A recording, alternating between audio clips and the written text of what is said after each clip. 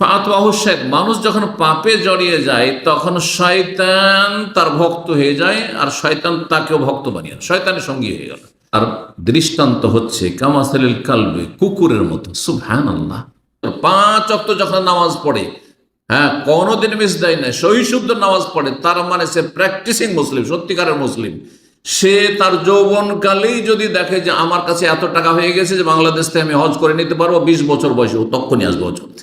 আসসালামু আলাইকুম রহমতুল্লাহ বারাকাতুহু। আল্লাহ রাব্বুল আলামিন সুপ্রতিষ্ঠিত রাখবেন দুনিয়াতেও যারা তৌহিদ প্রতিষ্ঠাকারী, অফিল আখেরা, আর আখেরাতে পরকালে সুপ্রতিষ্ঠিত রাখবেন। কবরে যখন মুনকার নাকির সল করে তখন সুদৃঢ় থাকবে, হ্যাঁ, আর সে সাহসের সাথে হিম্মতের সাথে জবাব দিতে পারবে। হাসরের মাঠে যখন হাজির হবে তখন হিম্মতের সাথে জবাব দেবে যে আল্লাহ, হ্যাঁ, আমি পুরো সালাত পড়েছি, জীবনও কোনো ফরজ সালাতে কমতি করিনি, আর কোন ক্ষেত্রে যদি ত্রুটি হয়ে থাকে আল্লাহ আমি তওবা করেছি খালেস অন্তর থেকে, আমলনামায় তার মওজুদ রয়েছে। ওয়ায়ুযিল্লুল্লাহু যালিমিন। তাহলে ইমানদারদেরকে আল্লাহ কি করবেন? সুপ্রতিষ্ঠিত রাখবেন দুনিয়া এবং আখিরাতে। সংক্ষেপে যে কথাটি আমরা কোরআনের আয়াত থেকে জানলাম, জালেমদেরকে আল্লাহ কি করবেন? বিভ্রান্ত করে দেবেন। আল্লাহ তাহলে ভালো মানুষকে বিভ্রান্ত করেন না, মানে ভালো পথে চলতে চাইবেন, আপনাকে কেউ বিভ্রান্ত করে দেবে।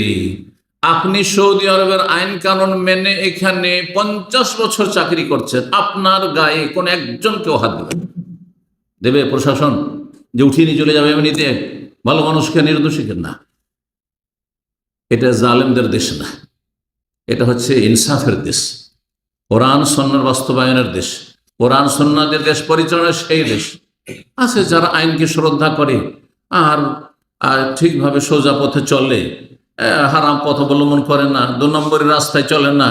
তারা এখানে আছে, যুগ যুগ ধরে তাদের সবকিছুই চলছে, আলহামদুলিল্লাহ, সহি সালামত আছে। কিন্তু হঠাৎ করে, হ্যাঁ, 6 মাস হয়নি আসা, হ্যাঁ, নারী ব্যবসা শুরু করে দিয়েছে, নারী ব্যবসা, হ্যাঁ, খাদ্দামাদেরকে উঠিয়ে নিয়ে এসে আর ঘরে রেখে ব্যবসা শুরু করে দিয়েছে, হ্যাঁ, মদের ব্যবসা শুরু করে দিয়েছে, কেউ হেরোইন গাঁজার ব্যবসা শুরু করে দিয়েছে, হ্যাঁ, কেউ আদম ব্যবসা, ভিসার ব্যবসা শুরু করে দিয়েছে, কেউ আর কোনো ব্যবসা, হারাম ব্যবসা শুরু করে দিয়েছে, কেউ ব্লু ফিল্মের ব্যবসা শুরু করে দিয়েছে। অনেকে এইভাবে ধরা খেয়ে এখান থেকে চলে গেছে, জেল খেটেছে, চলে গেছে, অনেকের মৃত্যুদণ্ড হয়েছে আর হচ্ছে, জানছেন আপনারা, তাই না?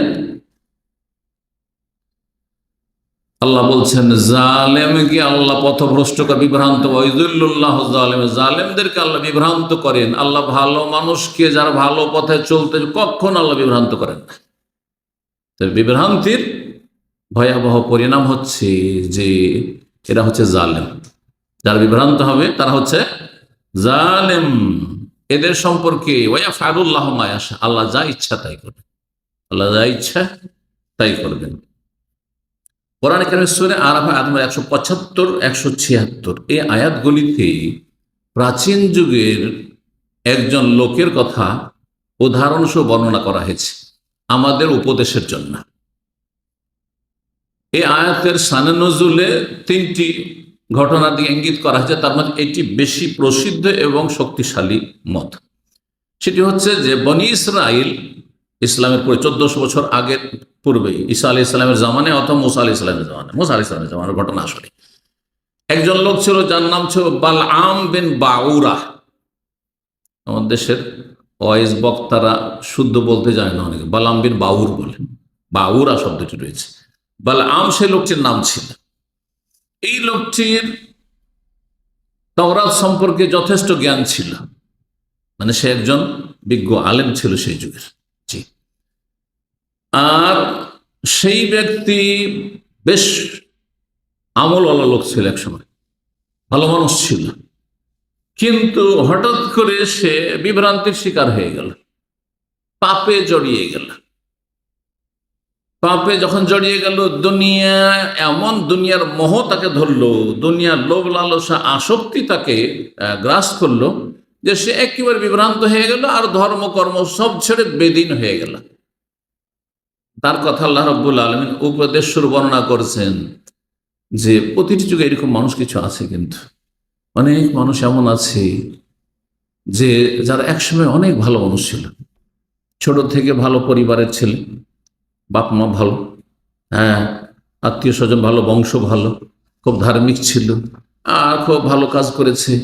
কিন্তু এক সময় দুনিয়ার বিভিন্ন ব্যবসা বাণিজ্য বা দুনিয়ার স্বার্থে এমন হয়ে গেছে যে দুনিয়াকে কামড়ে ধরেছে, দুনিয়ার দিকে ঝুঁকে পড়েছে, যার ফলে শয়তান তাকে স্বীকার করে নিয়েছে। রব্বুল আলামিন বলছেন, ওয়াতলু আলাইহিম নাবা আল্লাযী আতাইনাহু আয়াতিনা। হে নবী মুহাম্মদ সাল্লাল্লাহু আলাইহি ওয়াসাল্লাম, তুমি তোমার সাহাবায়ে কেরামদেরকে, সাথী সঙ্গীদেরকে পড়ে শোনাও ওই ব্যক্তির কাহিনী, নাবাউল্লাযী আতাইনা, ওয়াতলু আলাইহিম নাবা আল্লাযী আতাইনা আয়াতিনা। আমি তাকে আমার আয়াত দিয়েছিলাম, তাওরাতের আয়াত, তাওরাতের বিধিবিধান তাকে দিয়েছিলাম, তাওরাতের জ্ঞান দিয়েছিলাম। ফানসালাখা মিনহা, কিন্তু সে আমল করতে করে সেখান থেকে, হ্যাঁ, সে তাওরাতের বিধিবিধান ছুঁড়ে ফেলে বেআমল হয়ে গেল, পাপে জড়িয়ে গেল। ফাতওয়াহু শাইতান, মানুষ যখন পাপে জড়িয়ে যায় তখন শয়তান তার ভক্ত হয়ে যায়, আর শয়তান তাকেও ভক্ত বানিয়ে, শয়তানের সঙ্গী হয়ে গেল। ফাতওয়াহু শাইতান, শয়তান তার অনুসরণ করলো, তার পিছে লেগে গেল, শয়তান তার পিছু করলো। ফাকানা মিনাল গাবিন, সুতরাং সে পথভ্রষ্ট হয়ে পড়ল, পথভ্রষ্ট হয়ে পড়ল। ভালো মানুষ, দিনের জ্ঞান ছিল, তাওরাতের জ্ঞান ছিল, আর ভালো আমল করত, কিন্তু সেই ব্যক্তি যখন দিন থেকে বেআমল হয়ে গেল, শয়তান তার সাথে সব সময় সঙ্গী হয়ে গেল, আর তারপরে তাকে পথভ্রষ্ট করে ফেলল। আল্লাহ বলছেন, ওয়ালাউ শে না লারাফা না হোক, আমি যদি চাইতাম তো তাকে এই তাওরাতের বিধিবিধান দিয়ে যদি আমল করত, সে তাওরাত মোতাবেক, আল্লাহর দিন মোতাবেক, তাকে আমি সম্মানিত করতাম, উন্নীত করতাম, সম্মানিত করতাম।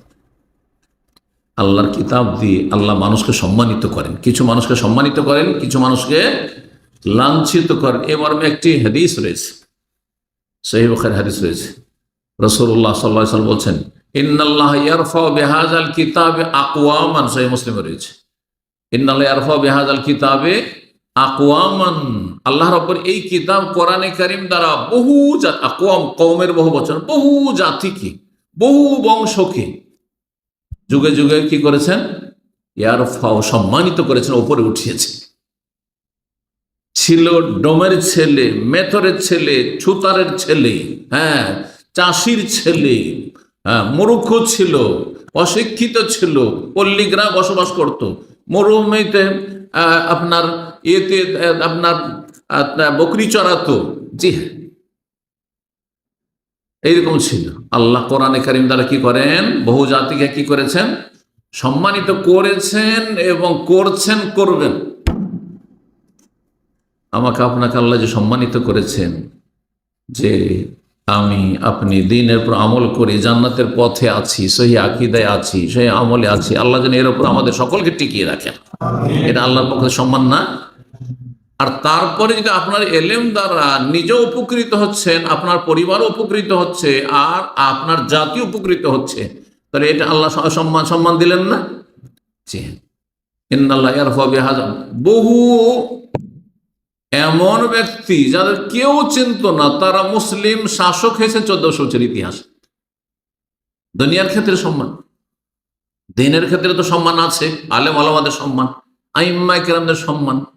আপনি সারা পৃথিবীর যেখানকার মানুষ হন না কেন, যে কোনো ভাষাভাষী হন না কেন, আইম্মা মুহাদ্দিসিন ফুকাহাদেরকে চিনছেন না, চিনছেন না? আবু হানিফাকে চিনছেন, শাফিকে চিনছেন, মালিককে চিনছেন, আহমদকে চিনছেন, ইমাম বুখারী, মুসলিম, আবু দাউদ, নাসাই, তিরমিজি, ইবনে মাজাহ, সব চিনছেন আপনি, হ্যাঁ। অথচ কোথাকার আপনি বলতে পারবেন না, হয়তো যে কোথায় বাড়ি তাদের ছিল, নামটা ভালো করে ঠিক করে হয়তো বলতে পারবেন না, কিন্তু নাম আসলেই আপনি নিজে বলেন অথবা আপনার সামনে তার নাম উচ্চারণ করে রাহেমাহুল্লাহ, রহমতুল্লাহ আলী বলছেন, আপনি আল্লাহ কিভাবে সম্মানিত করেছেন, কিভাবে সম্মানিত করেছেন। কোরআন দ্বারা বহু জাতিকে আল্লাহ সম্মানিত করেছেন, করছেন, করবেন। ওয়াযাউ বিহি আখারিন, আর বহু জাতিকে আল্লাহ লাঞ্ছিত করেছেন, করছেন, আর করবেন। যারা কোরআনের বাস্তবায়ন করবে, জীবনে কোরআনের জ্ঞান অর্জন করবে, আমল করে সেদিকে আহ্বান করবে, সেই রকমের পরিবার গঠন করবে, আল্লাহ তাদেরকে সম্মানিত করবেন, করেছেন। আর যারা কোরআন শিখলো না, আমলও করলো না, তার আল্লাহ কি সম্বোধন করে তাও জানলো না, হুকুম হাকামও জানলো না, বিধি নিষেধও জানলো না, আর কোরআনের খাদেমের দলে সামিল হলো না, কোরআনের বাস্তবায়ন করলো না, কোরআনী জীবন নিজেও গড়লো না, নিজের পরিবারকে কোরআনের আলোকে গড়লো না, ছেলে মেয়েদেরকে কোরআনের আলোকে মানুষ করলো না, এদেরকে আল্লাহ লাঞ্ছিত করেছেন যুগে যুগে, আর করবেন, আর করছেন। কোরআনের প্রতি যারা ঈমান না নিয়ে এসছে আল্লাহ লাঞ্ছিত করেননি? আবু জাহাল, আবু লাহাব, উতবা, শাইবা, রাবিয়া, এরা মক্কার বড় বড় নেতা ছিলেন, এরা প্রধান ছিল, সবচেয়ে পবিত্র জায়গায় এরা প্রধান ছিল এক সময়। জি, ইবনে উবাই মুনাফিক, জাহান্নামের সবচেয়ে নিম্ন স্তরে যার স্থান আল্লাহ করেছেন, সে মদিনার একজন নেতৃস্থানীয় ব্যক্তি ছিল। নবী সাল্লাল্লাহু আলাইহি সাল্লামের আগমনের পূর্বে মদিনাবাসী আওস খাজরা সবাই একমত হয়েছিল যে একে রাজমুকুট আমরা পরাবো, এ আমাদের রাজা হবে, এ আমাদের নেতা হবে মদিনার প্রধান। এরা সাধারণ ঘরের মানুষ ছিল না, সাধারণ শ্রেণীর মানুষ ছিল না, এরা নেতৃস্থানীয় ব্যক্তি ছিল। এদের নাম একজন কেউ ভালোবাসার সাথে নিচ্ছে দুনিয়ায়, কেউ একজন ভালোবাসার সাথে নিচ্ছে। কিভাবে লাঞ্ছিত করেছেন, দুনিয়াতেও লাঞ্ছিত করেছেন এবং আখিরাতেও আল্লাহ লাঞ্ছিত করবেন, এবং এই যে বারজাখী জীবনে আছে আল্লাহ তাদেরকে লাঞ্ছিত করেছেন, আযাব নাযিল হইতেই আছে, শাস্তি হইতেই আছে। তো আল্লাহ বলছেন যে এই লোক বালআম বিন বাউরা, আল্লাহ বলছেন যে এই লোক যদি তাওরাতকে আঁকড়ে ধরে থাকতো, মুসা আলাইহিস সালাম নিয়ে আসা দিনকে সে যদি পালন করতো, প্রতিষ্ঠিত করত, তাহলে তাকে আমি সম্মানিত করতাম। ওয়ালাকিন্নাহু আখলাদা ইলাল আরদ, কিন্তু সে দুনিয়ামুখী হয়ে গেল, দুনিয়ার দিকে ঝুঁকে গেল, দুনিয়ার দিকে ঝুঁকে দুনিয়ার মোহে পড়ে গেল। ওয়াত্তাবা হাওয়াহু, সুতরাং সে মনের পূজা করা শুরু করলো, কুপ্রবৃত্তির অনুসরণ শুরু করলো, খেয়াল খুশি চলাফেরা শুরু করলো। কামাসালুহু, আল্লাহ বলছেন তার দৃষ্টান্ত হচ্ছে কামাসালিল কালবি, কুকুরের মতো। সুবহানাল্লাহ, যে একজন তাওরাতের জ্ঞানী, সেই যুগের আলেম যে বেআমল, ভালো করে শুনে রাখেন, আজকের ওই সব আলেম আর হাফেজ কারীদেরকে বলছি, যারা আমল করেন না, যাদের ফরজ ঠিক নেই, যারা কোরআন মুখস্থ করে ভুলে গেছেন। কোরআন আপনি শিখেছেন কিন্তু কাউকে শিখালেন না, আমল করলেন না। কোরআনের বিধিনিষেধ আপনি জেনেছেন, জানা ফরজ, এই ফরজ হয়তো আদায় করেছেন, অথবা সেটিও করলেন না আপনি, অথচ জন্মসূত্রে মুসলিম এই নিয়ামত আল্লাহ আপনাকে বাপ মায়ের ওসিলাতে সূত্রে দিয়ে দিয়েছিল। এর উদাহরণ হচ্ছে এই লোকটির যে বেআমল, তাওরাত আমল করলো না, দুনিয়ামুখী হয়ে গেল, পাপে লিপ্ত হয়ে গেল, তার উদাহরণ হচ্ছে কুকুরের মতো। কুকুরের অবস্থার সাথে ধরুন আল্লাহ করেছেন, কুকুর কেমন বলছে, ইন তাহমিল আলাইহি ইয়ালহাস আও তাতরুকুহু ইয়ালহাস। হামালা ইয়াহমালু মানে কোনো কিছু তার উপরে বোঝা চাপানো হয়, আর হামালা ইয়াহমালু মানে তাড়ানো হয়, হামলা করা হয়। বলেন বাংলাতে হামলা করা, অমুক উমরা হামলা করেছে, শব্দটি কিন্তু আরবি শব্দ। এই হামালা ইয়াহমালু থেকে হামলা করা, আক্রমণ করা। ইন তাহমিল আলাইহি, যদি কুকুরকে তুমি তাড়াও তবুও জিভ বের করে হাঁপাতে থাকবে। জিভা সবসময় বেরিয়ে থাকে না কুকুরের, মনে হচ্ছে সবসময় হাঁপাচ্ছে, দাঁড়িয়ে আছে তবু হাঁপাচ্ছে, আর তাড়াইলেন দৌড় দিচ্ছে তখনও জিভা বের করে হাঁপাচ্ছে। ইনতাহমিল আলাইহি আল্লাহ আও তাতরুকু, যদি ছেড়ে দাও যে এই কুকুরকে কিচ্ছু বলবো না, থাক, ও শান্ত হয়ে থাক, তাড়াবো না, তবুও জিভ বের করে আছে, হাঁপাচ্ছে, যেন সবসময় একই অবস্থা, তো অবস্থার কোনো পরিবর্তন নেই। আর হামালা ইয়াহমালু মানে যদি বোঝা চাপানো হয়, কুকুরের পিঠের বোঝা থাকলেও জিভ বের করে হাঁপাবে, আর যদি বোঝা পিঠের উপর নাও, তাও তাতরুকু এমনি ছেড়ে দেন বিনা বোঝায়, তবুও জিভ বের করে হাঁপাচ্ছে। ঠিক ওই রকমই যেই ব্যক্তি বেআমল অথচ তার জ্ঞান ছিল আল্লাহর কিতাব সম্পর্কে, আল্লাহর দিন সম্পর্কে, সেই ব্যক্তির উদাহরণ হচ্ছে এই কুকুরের মতো। যেমন কুকুর সবসময় জিভ বের করে আছে, এই ব্যক্তিও সবসময় পথভ্রষ্ট। সে কোনো কল্যাণের নেই, সে সফল না, সে ব্যর্থ।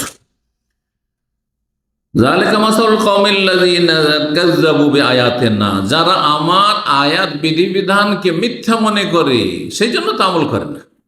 আমি তো এই জন্য বলি, যারা নামাজ পড়ে না আর সে যদি বলে যে হ্যাঁ আল্লাহ হচ্ছেন আমার মাবুদ, আর পরকাল আছে, কিয়ামত হবে, আরে কিয়ামত হবে তো কিয়ামতে যেগুলো হবে সেগুলো জানো না তুমি? কিয়ামত কিসের জন্য হবে? হ্যাঁ, এসব কাহিনী শুধু না। কিয়ামত হবে তা সেখানে আমাকে হাজির হইতে হবে এবং সেখানে আল্লাহ রাব্বুল আলামিন আমার হিসাব নেবেন, আমাকে জবাব দিতে হবে। জি, কবরের জীবন আছে, সেখানে মুনকার নাকির সওয়াল। আমাদের দেশে একটা জাহিল বেনামাজি বেদিনও এইসব কিস্তার মতো বয়ান করে, কিন্তু কবরে যে জবাব দিতে হবে এর জন্য প্রস্তুতিটা কোথায়? হাসর মাঠে জবাব দিয়ে হিসাব দিতে হবে, এর জন্য প্রস্তুতি কোথায়? ফাকসুসিল কাসাস, আল্লাহ বলছেন হে নবী তুমি মানুষের সামনে কাহিনী বর্ণনা করো, লাআল্লাহুম ইয়াতাফাক্কারুন, হতে পারে তারা চিন্তাশীল হবে, চিন্তা করবে আর তারা নিজের জীবনে সংশোধন নিয়ে আসবে। আব্দুল্লাহ ইবনে মাসউদ রাদিয়াল্লাহু তাআলা আনহু হাদিস একটি শোনায়, তিনি বলছেন রাসূলুল্লাহ সাল্লাল্লাহু আলাইহি ওয়াসাল্লাম একদিন একটা রেখা লম্বা করে টানলেন, দাগ টানলেন। খাত্তান আলা রাসূলিল্লাহ খাত্তান সুম্মা ক্বালা হাযা সাবিলুল্লাহ, এটি হচ্ছে আল্লাহর রাস্তা, এটি হচ্ছে আল্লাহর রাস্তা যার শেষ প্রান্তে জান্নাত। সুম্মা খাত্তা খুতুতান আন ইয়ামিনিহি ওয়া আন শিমালিহি, আর তারপরে ডানে দুইটা আর বাম দিকে দুইটা, এইভাবে কয়েকটি রেখা টানলেন, ডানে কয়েকটি এবং বাম দিকে কয়েকটি। সুম্মা ক্বালা, তারপর হাযিহি সুবুল, এই যে এই রাস্তাগুলি যে ডানে বামে রয়েছে এগুলি হচ্ছে ছোটখাটো রাস্তা, ছোটখাটো রাস্তা। যেমন মেন রাস্তা ডানে বামে বিভিন্ন রাস্তাগুলি বেরিয়ে যায় দুনিয়ার রাস্তা, ওই রকমই। তাহলে মোতাফাররেকা মানে এগুলো হচ্ছে সবলুন মোতাফাররেকা, বিক্ষিপ্ত রাস্তা, যে রাস্তাগুলি আসল টার্গেট লক্ষ্য উদ্দেশ্য থেকে ছড়িয়ে ছিটিয়ে গেছে, এদিক সেদিক চলে গেছে। আলা কুল্লি সাবিল মিনহা শাইতানুন, শয়তান বসে আছে কোন রাস্তাগুলিতে? ডানে যে রাস্তাগুলি চলে গেছে মেন রাস্তা থেকে, ওগুলোতে বসে আছে শয়তান, প্রত্যেকটা মোড়ে মোড়ে। বাম দিকে যে রাস্তাগুলি বেরিয়ে গেছে সেগুলির মোড়ে মোড়ে শয়তান বসে আছে। হ্যাঁ, আর সোজা যে রাস্তাটি গেছে ওই রাস্তার শেষ প্রান্তে জান্নাত আছে। জান্নাতে যাতে না যেতে পারেন, জাহান্নামে যাতে নিতে পারে, এই জন্য শয়তান এই মোড়গুলিতে বসে আছে আর ডাকছে, আসো আসো আসো আসো। এদু এলেই শয়তান আহ্বান করছে। তাহলে শয়তানও দাওয়াতের কাজ করে, শয়তানও দাওয়াতের কাজ করে। কোন দাওয়াতের? হ্যাঁ, জি, জাহান্নামের দিকে ডাকে। আল্লাহু ইয়াদু ইলা দারিস সালাম, আল্লাহ ডাকছেন শান্তির ঘর জান্নাতের দিকে, আর শয়তান ডাকে জাহান্নামের দিকে। নাস্তিকরা দায়ী হয় না? নাস্তিক নাস্তিক বানাবার চেষ্টা করে, সেকুলার সেকুলার বানাবার চেষ্টা করে, মাজার পূজারি বেরেলভি বানাবার চেষ্টা করে, রাফেজি শিয়া শিয়া বানাবার চেষ্টা করে। জি, মানুষ শয়তান, জিন শয়তান নিজ নিজ জায়গা থেকে সবাই দাওয়াত দেয়। কিন্তু বেনামাজি সংখ্যা বাড়াবার চেষ্টা করে, মদখোরের সংখ্যা বাড়াবার চেষ্টা করে, চোর ডাকাত সংখ্যা বাড়াবার চেষ্টা করে, গাঁজার ব্যবসায়ী বাড়াবার চেষ্টা করে। জি, কুল্লু ইয়ামালু আলা শাকিলাতি, আল্লাহ কোরআনে বলছে প্রত্যেক আপন আপন জায়গা থেকে নিজ ধান্দায় ব্যস্ত রয়েছে। তারপরে রাসূলুল্লাহ সাল্লাল্লাহু আলাইহি ওয়াসাল্লাম এই আয়াতটি পাঠ করলেন, সূরা আন-নামের আয়াত নম্বর 153। আল্লাহ বলছে ওয়া আন্না হাযা সিরাতি মুস্তাকিমা, এই রাস্তাটি হচ্ছে আমার সোজা রাস্তা, জান্নাতের রাস্তা। ফাত্তাবিউহু, সেই রাস্তা ফলো করো, অনুসরণ করো, এই রাস্তায় চলো, তাহলে জান্নাতে চলে যাবে। এই মাত্র 50-60টা বছর দুনিয়া যতদিন আছে এই রাস্তায় চলতে থাকো। জি, এতেই সফলতা রয়েছে। ওয়ালা তাত্তাবিউস সুবুল, ডানে বামে যে ছোট ছোট রাস্তাগুলি রয়েছে এই রাস্তাগুলির অনুসরণ করিও না, এগুলোতে পা দিও না। ফাতাফাররাকা বিকুম আন সাবিলিহি, না হইলে এই রাস্তায় শয়তান বসে আছে, শয়তান এই রাস্তা দিয়ে আল্লাহর রাস্তা থেকে তোমাদেরকে বিচ্ছিন্ন করে কোথাও নিয়ে চলে যাবে, জাহান্নামে নিয়ে চলে যাবে। যালিকুম ওয়াসাকুম বিহি, এটি আল্লাহর ওসিয়ত, আল্লাহ ওসিয়ত করছেন কোরআনে কারীমে। আল্লাহ এই আয়াতগুলি কয়েকটি বিষয়ের ক্ষেত্রে যালিকুম ওয়াসাকুম বিহি, যালিকুম ওয়াসাকুম তিনবার করে আল্লাহ বলেছে, আল্লাহর ওসিয়ত এগুলি। সমাজের ভাতৃমণ্ডলী, যদি বিভ্রান্তি থেকে বাঁচতে হয়, বিচ্যুতি থেকে বাঁচতে হয়। জান্নাতের রাস্তা যাতে করে আপনার জন্য সুনিশ্চিত থাকে, না হারিয়ে দেন, তাহলে ফরজের অবশ্যই হেফাজত করবেন। দৈনিক আপনি আগে ঠিক করে নেন 5 ওয়াক্ত নামাজে কোনো যেন ঘাটতি না থাকে। যখন দেখবেন 5 ওয়াক্ত নামাজ আপনার সুন্দর হয়ে গেছে ফজর সহ, তাহলে রমজানের সিয়াম রোজা মিস যাবে না। এমন কোন লোক খুঁজে পাওয়া মুশকিল যে ব্যক্তি ফজর কষ্ট করে ফজর পড়ে, ছোট রাতেও গিয়ে, হ্যাঁ, ঠান্ডা কনকনে ঠান্ডার সময় ফজর পড়ে, হ্যাঁ, বিছানা ত্যাগ করে সে রমজানের রোজা রাখে না, এরকম মুসলিম দুনিয়াতে পাওয়া যাবে না। কিন্তু রোজাদার, লক্ষ লক্ষ রোজাদার পাওয়া যাবে বেনামাজি। আগে দৈনিক ফরজটা ঠিক করেন আপনি, তারপরে সাপ্তাহিক ফরজ, জুমা। আগে জুমা না, আগে 5 ওয়াক্ত নামাজ ঠিক করেন। জুমা যেমন গুরুত্বপূর্ণ তেমন জোহরও গুরুত্বপূর্ণ, ওই রকমই। জি, এই জন্যই জুমার দিন জুমা পড়লে জোহরের বিকল্প হয়ে যায়। তারপরে আপনার আল্লাহ ধন সম্পদ দিয়েছেন, জাকাতের ফরজ। একজন লোক ফজর পড়ছে আর জাকাত দিচ্ছে না, এমন পাবেন না, অবশ্যই জাকাত দিয়েছে। একজন লোক 5 ওয়াক্ত সালাত পড়ে ফজর সহ, আর সে সৌদি আরব আসর আর হজ না করে চলে যাবে দেশে, এটা হইতেই পারে না। এমন প্রবাসী খুঁজে পাবেন না। বরং দেশ থেকে, হ্যাঁ, দেশীয় তরিকা হজ করবেন 60-70। 5 ওয়াক্ত যখন নামাজ পড়ে, হ্যাঁ, কোনোদিন মিস দেয় না, সহি শুদ্ধ নামাজ পড়ে, তার মানে সে প্র্যাকটিসিং মুসলিম, সত্যিকারের মুসলিম। সে তার যৌবনকালেই যদি দেখে যে আমার কাছে এত টাকা হয়ে গেছে যে বাংলাদেশ থেকে আমি হজ করে নিতে পারবো, 20 বছর বয়সে, ও তখনই আসবে হজ করতে, বিলম্ব করবেন না। আল্লাহ যেন বুঝার তৌফিক দান করেন। এর সাথে বলছিলাম, হারাম ও নাজায়েজ থেকে বেঁচে থাকেন। যদি বিভ্রান্তি বিচ্যুতির ভয়াবহ পরিণাম থেকে বাঁচতে হয়, তাহলে হারাম নাজায়েজ থেকে, কাবিরা গুনাহ থেকে বেঁচে থাকেন। সূরা নিসা আয়াত নম্বর 31 আল্লাহ ইরশাদ করেছেন, ইন তাজতানিবু কাবায়িরা মা তুনহাউনা আন নুকাফির আনকুম সাইয়্যাতিকুম ওয়া নুদখিলকুম মুদখালান কারীমা। তোমরা যদি বেঁচে থাকো এমন সব কাবিরা গুনাহ থেকে, বড় গুনাহগুলি থেকে, যেগুলি 70-এর কাছাকাছি রয়েছে বা 70-এর অধিক রয়েছে, মা তুনহাউনা, যা নিষিদ্ধ, আল্লাহ নিষেধ করেছে, রাসূল নিষেধ করেছেন, সে বড় গুনাহগুলিতে লিপ্ত হতে যদি বড় গুনাহ থেকে বেঁচে থাকো, নুকাফির আনকুম সাইয়্যাতিকুম, তোমাদের ছোট ছোট গুনাহগুলিকে এমনি মাফ করে দেব। আপনি দৈনিক রুটিন দেখেন ইবাদত বন্দেগীর, মানুষ যখন উজু করে তখন উজুর সাথে গুনাহ ঝরে পড়ে যায়, আছে না এই হাদিস? জি, জানা আছে। মানুষ যখন মসজিদে হাঁটে, কদমে কদমে নেকি হয়, গুনাহ ঝরে, মর্যাদা উঁচা হয়, ঠিক না? তারপরে যখন সালাত পড়ে, ইন্নাল হাসানাত ইউযহিবুনা সাইয়্যাত, যত নেকি করবেন তত গুনাহ আপনার ঝরে পড়ে যাবে, শেষ হয়ে যাবে, ক্লিন হয়ে যাবে, পরিষ্কার পরিচ্ছন্ন হওয়ার মতো। সুন্নত পড়বেন, এই সুন্নতগুলো হচ্ছে আতর সুগন্ধির মতো।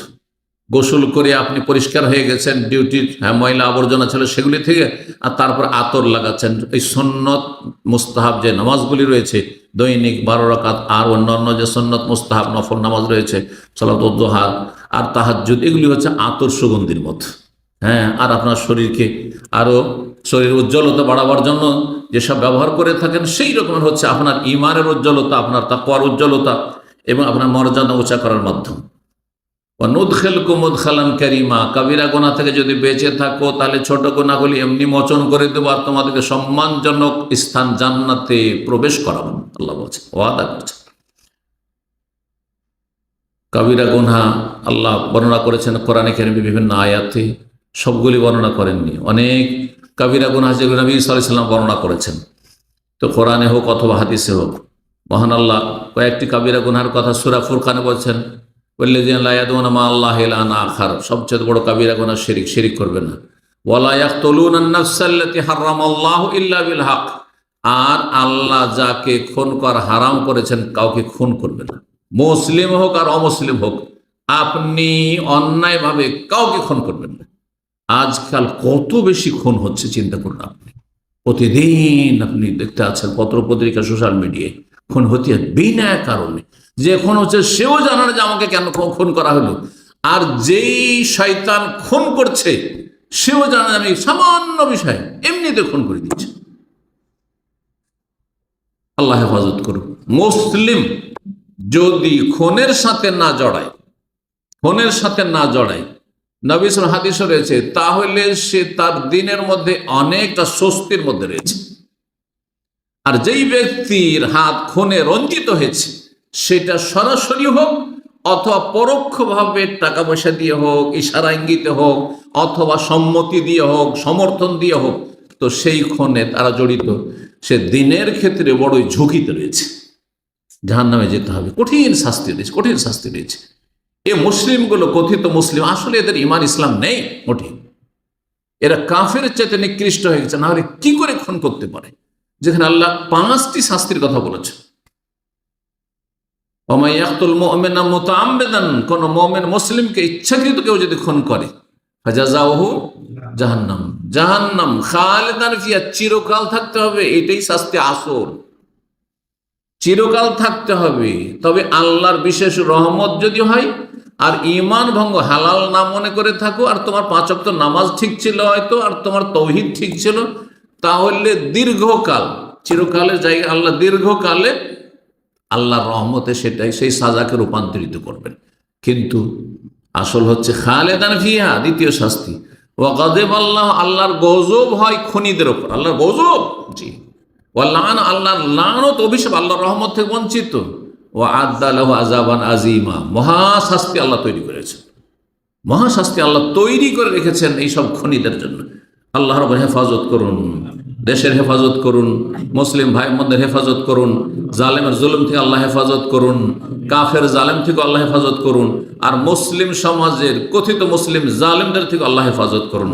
আর জালেমকে আল্লাহ জালেম দিয়ে ধ্বংস করুন। আল্লাহ মাহালিকি জালেমিনা বিজালেমিন ওয়া আখরিজিল মুসলিমিনা মিন বাইনি আইদিহিম সালিমিনা গালিবিন গালিমিন। আল্লাহ মাদরিব জালেমিনা বিজালেমিন, জালেমকে জালেম দিয়ে আল্লাহ মার দাও। এবং আল্লাহ মুসলিম মুমিনদের আল্লাহ তুমি হেফাজত করো, ভালো মানুষদের আল্লাহ হেফাজত করো।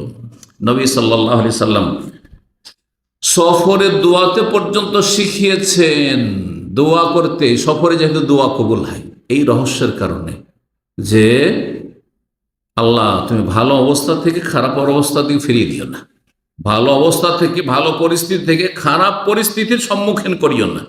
এই মর্মে দোয়া একটি সহিহ মুসলিম, নাসাই, তিরমিজি, ইবনে মাজাহ হাদিসে রয়েছে।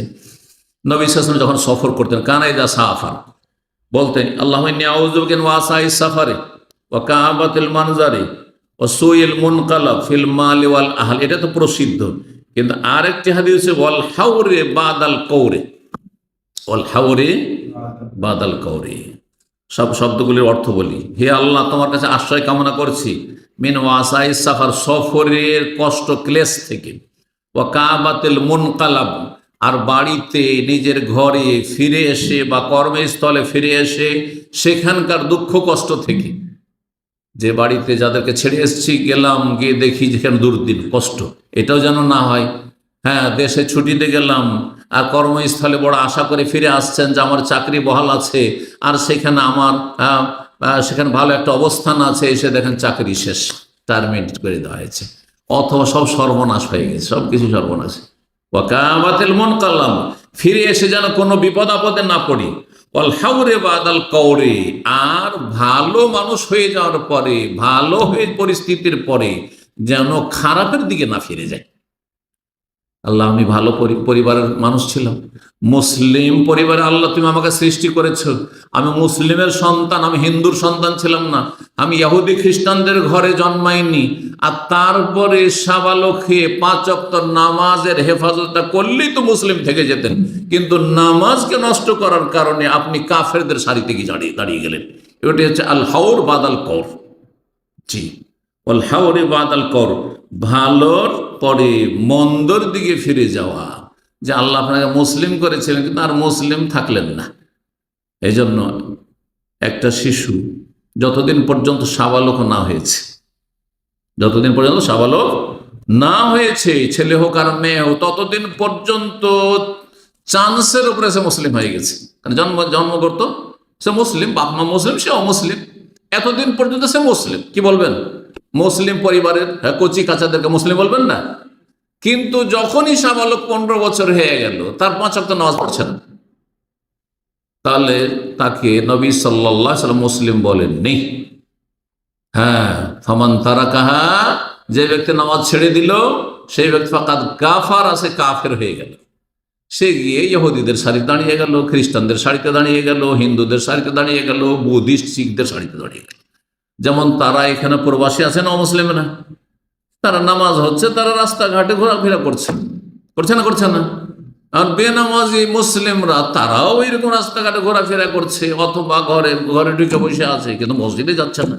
পার্থক্য থাকলো, যেমন দুনিয়ায় দেখছেন যে কোনো পার্থক্য নেই, অমুসলিমও মসজিদে ঢুকে না নামাজ পড়ার জন্য, আর বেনামাজি মুসলিমও মসজিদে ঢুকে না, তার মানে এখানেও সমান, সুতরাং ওই জাহান্নামে গিয়ে সমান। হ্যাঁ, ঈমান ভঙ্গ করেছে, জাহান্নামে থাকতে হবে। ওয়াকানা ইয়াউমাল কিয়ামাতি মা কারুন, কারুনের সাথে, ফেরাউনের সাথে, হামানের সাথে, উবাই বিন খালাফ, বড় বড় কাফের নেতাদের সাথে থাকতে হবে। আল্লাহ হেফাজত করুন, আল্লাহ বুঝদান করুন। কথাটি বলতে গিয়ে ছেড়ে দিয়েছিলাম, তিনটি গুনার কথা আল্লাহ সূরা ফুরকানে বলেছেন। হ্যাঁ বললাম, 2 নম্বর, 1 নম্বরে কি বললাম? শিরকের গুনাহ, আর 3 নম্বর হচ্ছে ওয়ালা ইয়াজনুন, জিনা ব্যভিচারে লিপ্ত হয় না। আজকাল দেশের অবস্থা এমন হয়ে গেছে, নাউজুবিল্লাহ নাউজুবিল্লাহ, জেনা মানে ধর্ষণের জেনা, সবটাই কাবিরা গুনাহ, কিন্তু এক কাবিরা গুনাহ আর এক কাবিরা গুনার চাইতে আরো বেশি ধ্বংসাত্মক, আরো বেশি মহাপাপ। জেনায় যেই ব্যক্তি লিপ্ত হয় তার থেকে আল্লাহ ইমানের জ্যোতিকে কেড়ে নেন। এই জন্য জেনাকারী সমাজেও সম্মান পায় না, আল্লাহর কাছেও তার বেজ্জতি আর লাঞ্ছনার শেষ নেই, দুনিয়াতেও শান্তি নেই, আখিরাতেও শান্তি নেই, যতক্ষণ পর্যন্ত খালেস অন্তরে তওবা করে না আসবে। আর যারা জেনায় লিপ্ত তাদের ছেলেমেয়েরা ভালো হয় না, ছেলেমেয়েরা ভালো হয় না, নাসাল্লাহ সালামত ওয়াল আফিয়া। জি, কারণ ছেলে মেয়ে ছোট্ট থেকে বাবা মাকে ফলো করে, দেখছে মা বেহায়া, আর বাপ হচ্ছে একেবারে চরিত্রহীন। হ্যাঁ, বাপ নোংরা ছবি দেখে মেয়েদের সাথে বা মেয়েদের সামনে, ছেলেদের সামনে, কি শিখবে তারা? হ্যাঁ, কি শিখবে? ছোট্ট ছোট্ট ছেলে কচি কাঁচা দেখবেন খুব বেশি ফলো করে বাপ মাকে, বড়দেরকে এত বেশি ফলো করে, আপনি যেটা খাবেন সেটা খেতে চাইবে, আপনি যা করবেন সেটাই করতে চাইবে, আপনি যা বলবেন সেটাই বলতে চাইবে। সুতরাং সতর্ক সাবধান, এক সময় বাবা হবেন যারা বাবা হননি ছেলে মেয়েদের, আর যারা বাবা হয়ে গেছেন সতর্ক সাবধান হন, আল্লাহর কাছে খালেস অন্তরে তওবা করেন যদি এইরকম ভুল ভ্রান্তি, যদি গুনাহ হয়ে থাকে, যে কোনো ক্ষেত্রে গুনাহ হয়ে থাকে। কারণ আপনি যদি অসৎ মানুষ হন, অসতের ঘরে ভালো মানুষের আশা খুব কমই করতে হবে। আল্লাহ রাব্বুল আলামিনের বিশেষ যদি রহমত হয় সেটা ভিন্ন বিষয়। সুতরাং আল্লাহ রাব্বুল আলামিন যেন ভালো মানুষ হওয়ার তৌফিক দান করেছে। কথা বলছিলাম, ওয়াল হাওরে বাদাল কওল, ভালো অবস্থার পরে যেন খারাপের দিকে আল্লাহ না ফিরে যায়। ওয়া দাওয়াতুল মাজলুম, মজলুমের দোয়া থেকে আল্লাহ তুমি রক্ষা করিও, আশ্রয় কামনা করছি। মজলুম যেন কোনোদিন দোয়া করার সুযোগ না, বদদোয়া করার সুযোগ না, মানে আমার দ্বারা যেন কারো ওপর জুলুম না হয়, হক নষ্ট করা না হয়। ওয়াসুইল মানজার ফিল আহলি ওয়াল মালি ওয়াল আলাদ, নিজের পরিবার পরিজন, ধন সম্পদ, ছেলে মেয়ে, এগুলির ক্ষেত্রে যেন কোনো খারাপ দৃশ্য আমাকে না দেখতে হয়। চোখের সামনে যদি দুর্ঘটনা দেখেন, চোখের সামনে যদি বালা মুসিবত দেখেন, চোখের সামনে যদি সর্বনাশ দেখেন, নিজের ধন সম্পদের ক্ষেত্রে ধস নেমেছে, সে পরিবারের ক্ষেত্রে, আর যদি ছেলে মেয়ের ক্ষেত্রে, তাহলে কত কষ্টকর। এই দোয়া নবী সাল্লাল্লাহু আলাইহি ওয়াসাল্লাম শিখছেন। নবী সাল্লাল্লাহু আলাইহি ওয়াসাল্লাম দিনের ওপর প্রতিষ্ঠিত থাকার জন্য খুব বেশি বেশি দোয়া করতেন, অথচ তিনি নবী, বরং তিনি সাইয়্যিদুল মুরসালিন, সবচেয়ে শ্রেষ্ঠ নবী সাল্লাল্লাহু আলাইহি ওয়াসাল্লাম, তারপরও খুব বেশি দোয়া করতেন। আনাস বলছেন, কানা ইউকসিরু রাসূলুল্লাহ সাল্লাল্লাহু আলাইহি ওয়াসাল্লাম ইয়াকুল ইয়া মুকাল্লিবাল কুলুব সাব্বিত কলবি আলা দীনিক, হে অন্তরের আবর্তন বিবর্তনকারী, হে হৃদয়ের পরিবর্তনকারী। মন কিন্তু পরিবর্তন হতে থাকে, সবসময় একই অবস্থায় থাকে না, কখনো অনেক ভালোর দিকে চলে যায় আর কখনো কখনো ডাউন হয়ে যায়। হ্যাঁ, আর যদি এর চেয়ে খারাপ হয়ে যায় যে ফরজ অজব থেকে বেরিয়ে চলে গেলেন, কাবিরায় লিপ্ত হয়ে গেলেন, তাহলে তো সর্বনাশ। ইয়া মুকাল্লিবাল কুলুব, হে অন্তরের আবর্তন বিবর্তনকারী, সাব্বিত কলবি আলা দীনিক, আমার অন্তরকে, হৃদয়কে তোমার দিনের ওপর তুমি সুদৃঢ় রাখো, প্রতিষ্ঠিত রাখো। যখন এই দোয়া করতেন তো জিজ্ঞাসা করছেন আনাস, ইয়া রাসূলুল্লাহ আমান্না বিমা জিতা বিহি, আমরাও তো ঈমান নিয়ে এসেছি, সবকিছু আমরা বিশ্বাস করে আমল করি, হাল তাখাফু আলাইনা, তারপরে কি ভয় করেছেন যে একসময় আমরা উল্টো হয়ে যাব, আমরা খারাপ হয়ে যাব, আবার পাপে জড়িয়ে যাব? কালা নাম, হ্যাঁ অবশ্যই। যে কোনো সময় মানুষ পাপে জড়িয়ে যেতে পারে, যে কোনো সময় মানুষের বিচ্যুতি হইতে পারে, বিভ্রান্তি হইতে পারে। ইন্নাল কুলুবা বাইনা ইসবাইন মিন আসাবিল্লাহ, মানুষের অন্তর আল্লাহর দুই আঙ্গুলের মাঝখানে রয়েছে। তাহলে এই হাদিস দ্বারা বোঝা গেল আল্লাহর আঙ্গুল আছে, কিন্তু আল্লাহর আঙ্গুল কার মতো? আল্লাহর মতো। যদি বলে আপনার আঙ্গুলগুলি কার মতো ভাই, বলবেন যে আমার বাঘের মতো বলবেন নাকি, বিড়ালের মতো বলবেন, হ্যাঁ বানরের মতো বলবেন, এই যে বানরের কাছাকাছি হনুমানের মতো? না, মোটেই না। মানুষ দেখতে মানুষের মতো, ঠিক রবের মতো। জি, কারো সাথে তুলনা করে, যেমন তুলনা করা কুফরি, তেমন অস্বীকার। না না না, আল্লাহর আঙ্গুল নেই, আল্লাহর হাত নেই, আল্লাহর চেহারা নেই, আল্লাহর নিরাকার, আল্লাহ সর্বত্র বেরো, সব কুফরি। এইদিকে কুফরির গর্ত, ওইদিকে কুফরির গর্ত, সতর্ক সাবধান। কোরআন হাদিসে যা বলা হয়েছে যে আল্লাহর আছে তা আছে, যা নেই বলা হয়েছে নেই, যা হা না কিচ্ছু বলা হয়নি বলো আমি জানি না, যেহেতু আমাকে বলাই হয়নি তো আমি কেন বলবো? বোঝা গেছে না? জি।